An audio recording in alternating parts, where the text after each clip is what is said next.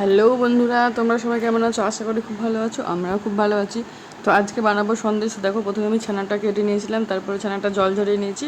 আর এবার থালায় করে ছানাটাকে আমি ভালো করে একটু মেখে নিচ্ছি, মোলায়েম করে।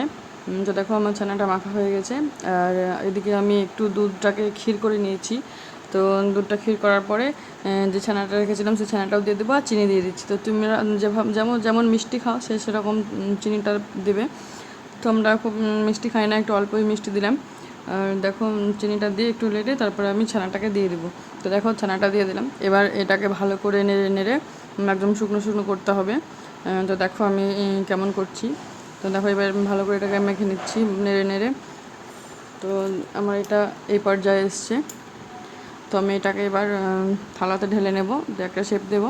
তো দেখো, আমি থালাতে ঢেলে নিয়েছি আর একটা চারকোনা করে নিলাম, দিয়ে আমি 2 ঘন্টার জন্য ফ্রিজে রেখে দেবো। তো দেখো, এখন বের করে নিয়েছি আর পিস পিস করে কেটে নিয়েছি। কত সুন্দর হয়েছে দেখো বন্ধুরা, তোমরা এভাবে ট্রাই করে দেখতে পারো।